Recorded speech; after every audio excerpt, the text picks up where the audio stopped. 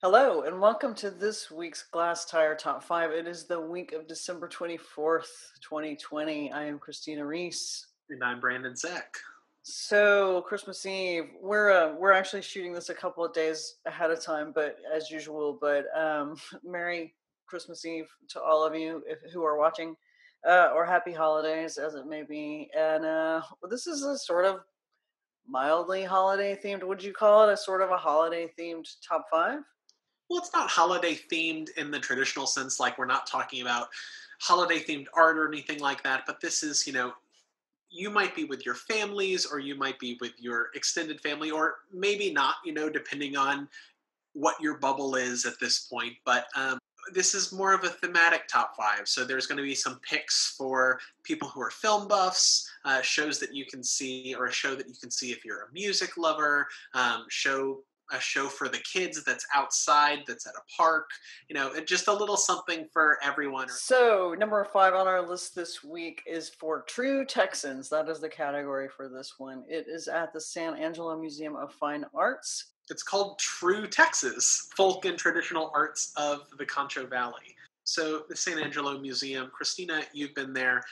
It's a fantastic little museum in San Angelo, Texas. The Concho Valley, so the kind of region that this show is, it's like west of Central Texas. If you like picture smack dab center Texas, north south center, and then just move it west a little bit. That's the Concho Valley. So it's a juried show. It's fine craft and folk art from 22 artists. They call them makers. Maybe some don't consider themselves artists, but are more artisans.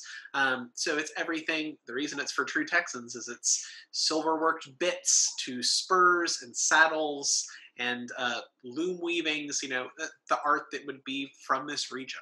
Number four this week is a show. We say it's for the kids. It's really, for the whole family, for anyone, but it's for the kids because these things almost they're not jungle gyms. They are artworks, but they almost look like they could be climbable. They're really bright. It's a show of outdoor works by Carmen Herrera. The show is called Estructuras Monumentales.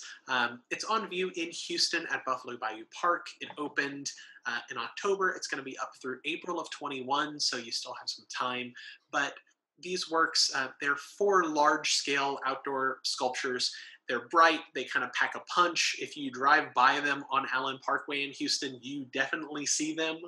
They're situated around the Henry Moore sculpture in Buffalo Bayou Park. Carmen Herrera, as we've talked about before, as many people in Houston know at this point, because Houston kind of has a relationship with her.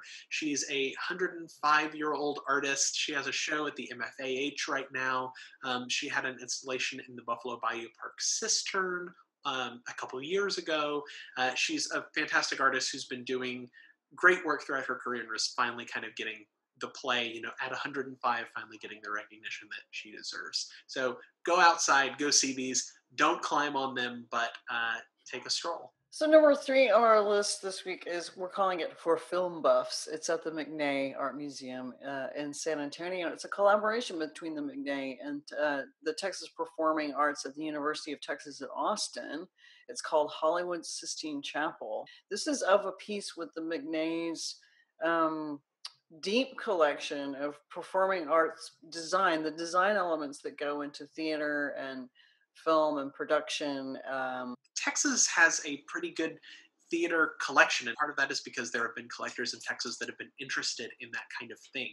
So there's 6 backdrops in this show that were created for a 1968 papal drama by MGM called The Shoes of the Fisherman, starring Anthony Quinn. Mm-hmm. In addition to that, I always just love these shows in the McNay's Tobin galleries. The Tobin collection are all of these theater backdrops, models, maquettes, lithographs, stage costume drawings, preparatory stuff. You can't go to Italy right now, so go and pretend that you're in the Sistine Chapel. Or that you're on an old MGM soundstage. Number 2 this week, we are saying it's for musicians. It's a show by Steve Parker called The Day Is Done. It's at the Galveston Arts Center. It's going to be up through February 28th. It opened at the end of November. And Christina, you and I think, have both seen work by Steve Parker. before. He was the winner of the Tito's Prize for Big Medium in Austin.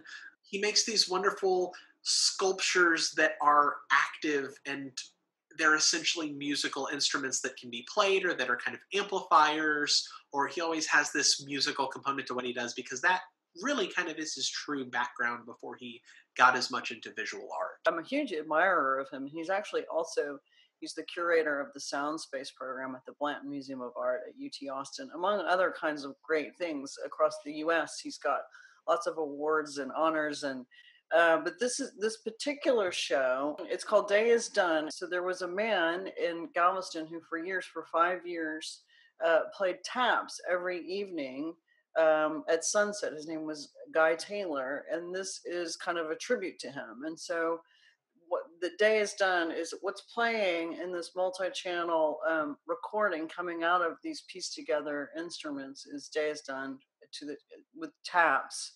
And these are Galveston residents who called in and sang the lyrics to this to the tune of taps. And he's spliced it together, and that's what's coming out of these instruments. And that sounds extremely moving. I am going to get to Galveston to see this. I really like Steve Parker. I think he's super cool, and he's doing stuff I've never seen before. He feels like a really important Texas artist to me at this point. So it's nice that this is in Galveston right now. And number one this week is a show for art lovers. I know they're all for art lovers, whatever. This is a show at the Dallas Museum of Art. It's only up through December 27th of this year. So, if you want to see it, now's the time. It's a show called To Be Determined. And it is, there's not a great way to describe this show because it's kind of an overview. All of the museum's curatorial departments work together on it. The real idea of it is just showing work from the collection, but showing work from myriad cultures, geographies, centuries. So it's really kind of spanning things that the museum has and things that the museum wants to put together, find some semblance of relationship, and just kind of tease that out a little bit. Yeah, these new juxtapositions of these works, this encyclopedic collection of theirs. And so they've described kind of two things, that the themes relate to the ongoing challenges brought on by the pandemic and also systemic racism. That's a lot to put into one show, but we've got, from the collection, we've got Frederick Edwin Church, Siqueiros, Mel Bachner, Adam Pendleton, a lot, just Noguchi, Lorna Simpson, Matthew Wang, Charles White. So, in other words, you'll see a lot of really good art if you go through this one exhibition, and it will be interesting to kind of pull these different references together and see how things stack up. I mean, like a lot of museums right now, the DMA, like all major museums right now, is sort of having its own reckoning and kind of having to rethink what the canon is and how we view it.